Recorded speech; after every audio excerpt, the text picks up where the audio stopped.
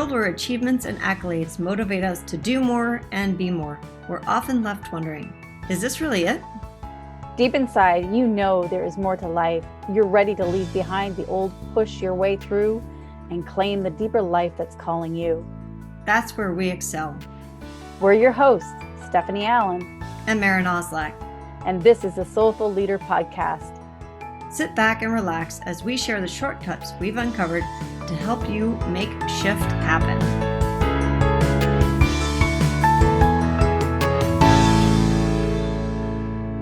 Hi, welcome to the Soulful Leader Podcast. This is Stephanie, and I'm here with Maren. And today we're going to talk kind of about the polarities. We're going to talk a little bit about joy, and we're going to talk about tolerations. Now, it's kind of interesting that those seem so polar, and yet they're so intertwined because I'm going to be really vulnerable here. But in these last couple of months, I've been really, I'm going to say ripped open. Like my heart is wide open, and all those barriers that I've had in place, those walls, those itty bitty shitty stuff that keeps us suppressed and squashed has been just blowing open. And I'm generally a very, very positive, always looking for the joy, always looking for, I used to talk about the donut. And I said, so many people look for the whole, and I'm like, I'm looking for the donut. Like I like the whole thing, the sweetness. And I've trained myself to be that way. I just want to tell you all, it's not easy to be joyful and present and positive. It actually is a muscle. It is an actual training, and I've trained myself to be that way. So much so that with the challenges that I've been going through and the difficulties, it's so interesting that I've not only trained myself to do this, but I've trained others around me to say, oh, Steph, you're going to be great. You'll be fine. You'll find the joy in it. It'll be all good. You're great. And I'm like, dang, sometimes I really need to really go in and look look at those tolerations too, because I don't want to keep repeating them.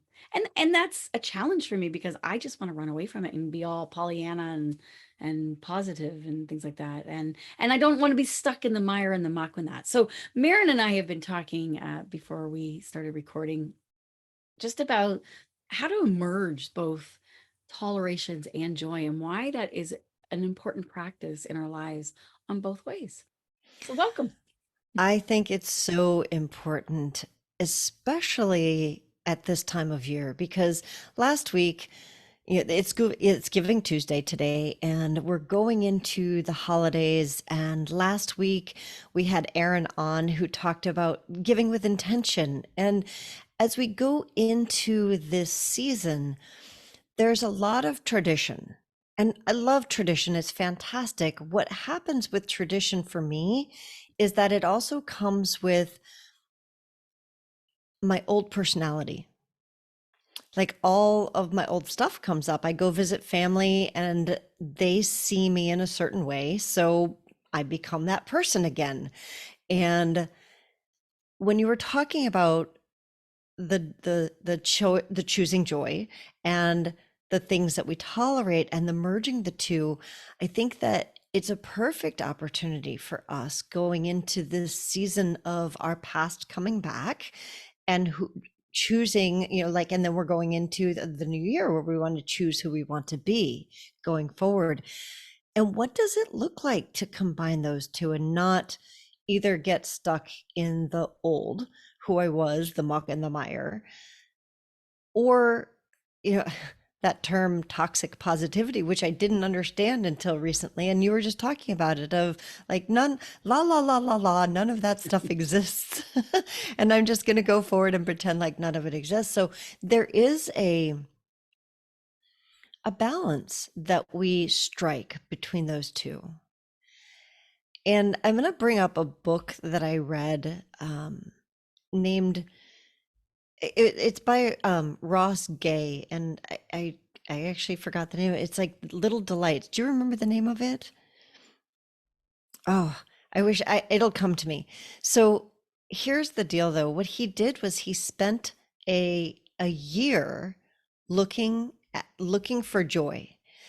And he decided to look for joy in the little delights in life, meaning that he wasn't going to suppress something or change something. He was going to find it in life. And one of the things that he said is that he doesn't think that joy is separate from the heartbreaks and from the devastation and from the sorrows that we experience. It's a part of it. And he was on a quest to discover that and Mm. to really access joy through what emerges when we tend to those things. It's called the Book of Delights. I knew it would come to me. It's called the Book of Delights, and it's just such a sweet book. And if you're looking for a sweet book for this holiday season, I highly recommend it. It's amazing. It's something that, as you bring up about not running away, we were talking about facing, and I was sharing um, my perspective around facing the challenges or facing the tolerations, and what I want to define two things here. One, tolerations. What are you tolerating in your life, and why are you tolerating them in your life? Those are two questions. The what's and the why. And when I was kind of evaluating back, and I didn't want to get stuck in the muck and the mire, but I really wanted to get the consciousness of what made me tolerate certain things. And, was it coming from love or was it coming from fear? And probably a little bit of both, right? But to look at within myself and to challenge myself to be present to that, to not run away and just go right into, the positivity of it, but to really look at all parts of it so that I can navigate my life with more mastery, more beauty in my life next time, and to call it. And I can tell you honestly, conflict is not something I like. And I really don't like drama. Although I have a lot of passion, so I kind of create a lot of drama, or parts of me does. And and I recognize that, and So I'll tend to tolerate it and I'll squash it. let's give an example. And you and I were Yeah. talking about this Yeah. beforehand of, like, for example, my husband plays guitar and he's got our basement set up as a little guitar studio. It's not soundproof by any stretch of the imagination. And our basement goes across our entire house. We live in a ranch. And so when he plays guitar, I not only hear it, but I literally feel it vibrating through the floor. And we had to actually sit down and have a discussion because this is one of the things that I was tolerating. And I found that I was getting angrier and more frustrated and right. So I had a choice. I could continue to be in that anger, or I could ignore it and pretend like it didn't exist. And I didn't like either of those choices. So we sat down and we had a conversation, and he didn't realize that the whole house vibrates, which, it's like we assume that somebody else sees it from our perspective. And that he knew, I assumed he knew what he was doing and that he was just being thoughtless. Well, he wasn't. He didn't even realize. My husband has hearing loss from birth in both ears, and it's not that he can't hear, it just is dampened from what I'm used to. And so he didn't realize. And so now we have come to an agreement of what that looks like. And there are definitely times when he still plays, and there is a moment where I go, and then I tolerate it because I love him. And Mhm. because, is it really interrupting me when I'm cooking in the kitchen? No. Does it interrupt me when I'm doing a podcast? Absolutely. So we came to an agreement, and there are still places, like I said, where there's a piece of toleration there. It just is, where does that toleration come from? And I think this is what you were talking Yeah. about, of when we face something, we're now in choice around it. And the tolerations can lead to a great opportunity for conversation. Yeah. Conversation within yourself and conversation with another. I heard a great line. It's like, how can you ask for what you want in your life? There's a saying, tell the universe what you want. The universe always is conspiring to give you everything that you want and need. Everything. But often we're not clear enough. And so sometimes it's the challenges, it's the heartbreaks, it's the tolerations that actually open us to what it is that we really want to be present to, which is joy, right? And so it is an amazing, amazing doorway. So it's an opportunity, like if you are finding yourself tolerating something, to instead of running away from it, which is what I would tend to do and try to Pollyanna it, if that's a word, Pollyanna. Sure, it is now. Sure. It is now, sure. And instead of really going, what is it that I'm really seeking?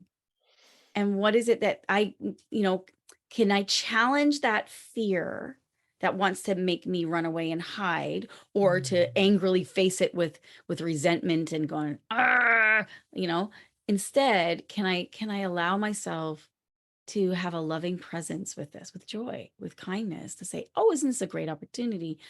I have an opportunity to really look at what is it that I want and to share it with another person. Yes, it's going to be a risk that I might not get it from the other person, but it's also a risk that I also might get it. And it could actually evolve our relationship, our conversation, even with myself. Even if I'm not doing this with another person, there's a lot of things I tolerate in myself that I don't really want to tolerate anymore. I tolerate, going to bed late, or not, or getting up late and not doing a long enough spiritual practice. Which I want to say too is, like, all of these tolerations are opportunities to create a new process or a new way of being that is going to elevate you to a new place of joy, so that you can ask for what you want. I love that. And it takes me back to this book. You can tell I'm obsessed with the Book of Delights right now. What I loved about it was that he made his quest to find joy a process in his life, or if you're in Canada, a process. And he is so sweet about it, because he decided for a full year, for 365 days, he was going to look for the small delights in life. And there's one that he tells a story about taking the seedling tomato that he had gotten from a friend, and he had to go home with it on an airplane, and he packed it in his bag, in his backpack, because he's like, how do I go through like security with this? And he broke its a little branch off, and he's like, I wanted to call it an arm. Like, it's kind of an arm. And then he found that when he took it on the airplane, and once he took it out of his bag because he broke the arm, like everybody that it was like he was carrying a child or a pet or something. Everybody that walked past him was like, oh, and he found the joy in that and the delight in that. And that does come from a regular practice, going back to the practice piece of it, of he decided to show up every day to what does delight look like in my daily, like, in not changing anything, just looking a little deeper to that deeper layer. And I think that earlier Stephanie used a word, facing something. And for me, that word is very triggering, because it is representative of what I was taught, the go, do, strive, face it, make it, do it, like that harsh energy. And I've been working really hard to soften it. So one of the things that when Stephanie says, face that, I think, be with that. And for me, that works, because I can just I can shift that word. I don't need to change her perception of the word. I can go, oh, for me, that means, Yeah. for her, it means one thing. For me, it means be with. And so what would it look like, especially during this holiday season, to step into and be with those things that we tolerate, or that are a regular part of our lives that we haven't noticed, or that we tuck off to the side, or we sweep off with a broom, to either face it if that's the word that works for you, or to be with it if that's the word that works for you. Yeah, instead of like trying to fix it or change it or judge it, can you be present and hold space with a loving heart, just Yeah. to allow what is meant to unfold and to learn from it with love? That's the And key. then when you do that, you see the little delights in it. Then they do show up, because we're not fighting it. We're not, or stuffing it, right? Fight or flight. Yeah. And this is reminding me, I know that I'm going to kind of insert this a little bit, but because it's Giving Tuesday and we're coming up to the holiday season, I just want to remind everyone who's listening that we have a free, we call it the Great Uplift. It's really based on the 12 days of Christmas, and it's free. We talk about having a daily practice of presencing joy and meaning and purpose in your life.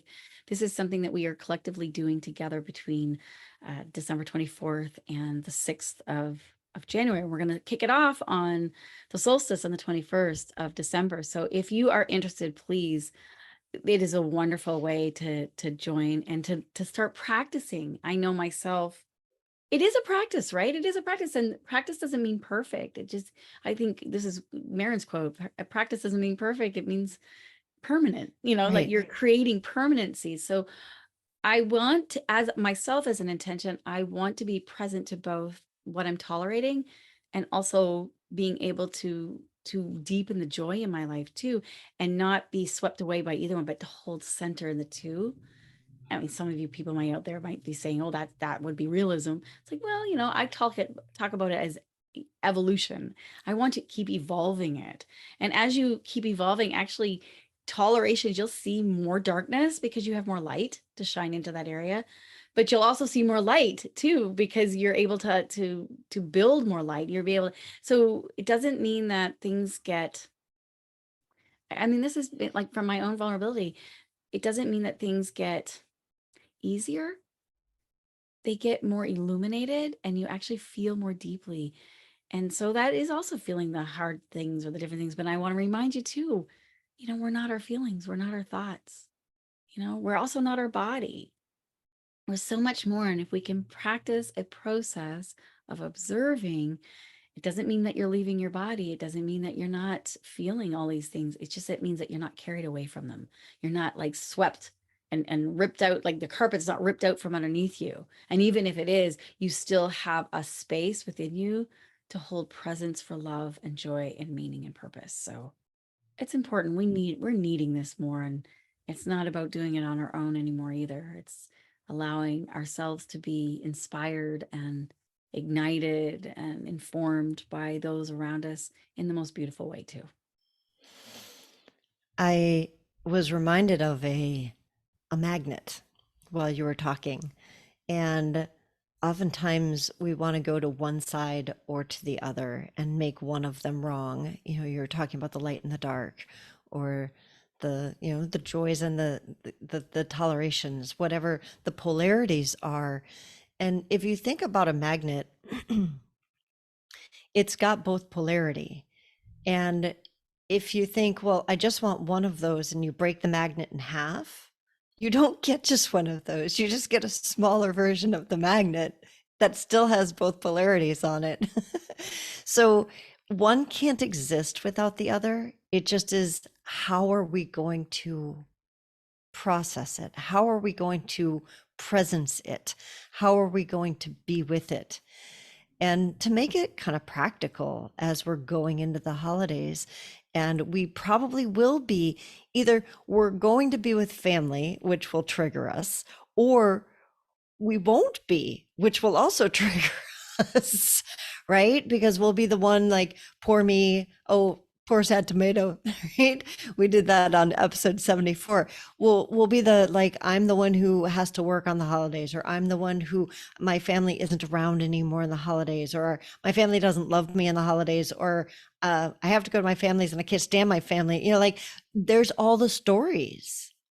And so, what would it be like to be present to those stories and the things that we put up with, like Stephanie said, inside of ourselves or outside of ourselves, because it's all internal anyway, and presence that from a place of,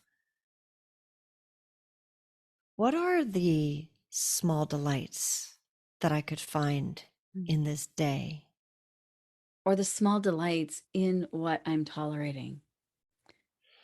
I feel like that it's like, just to kind of review, it's like, what are you tolerating and why? Can you find the small delights in it?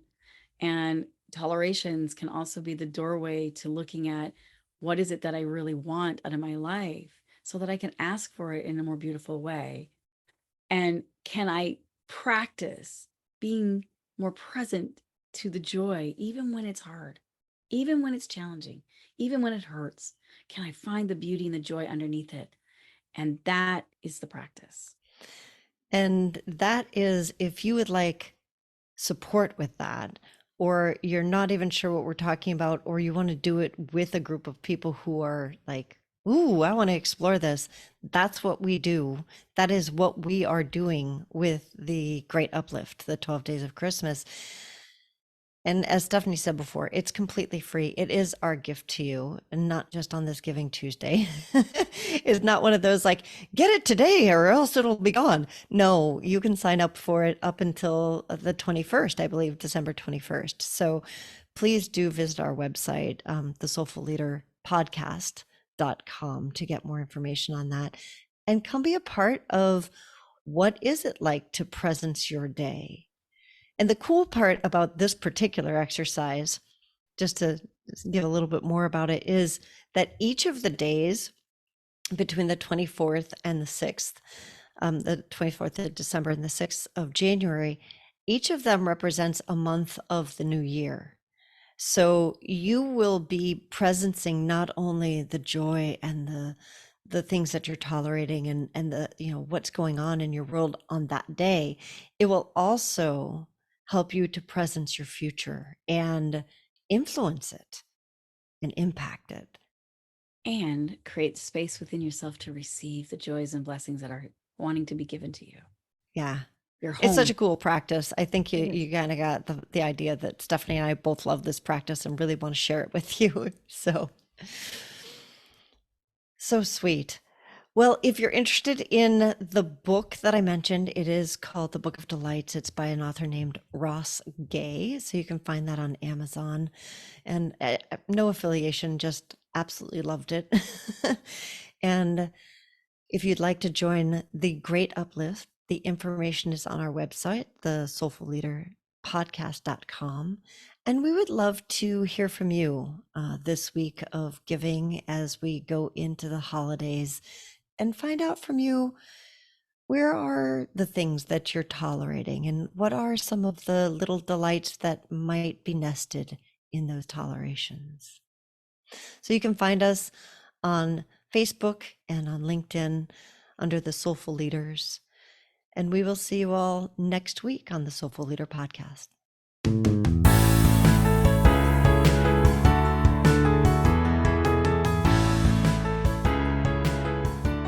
And that wraps up another episode of the Soulful Leader podcast with your hosts, Stephanie Allen and Maren Oslack. Thank you for listening.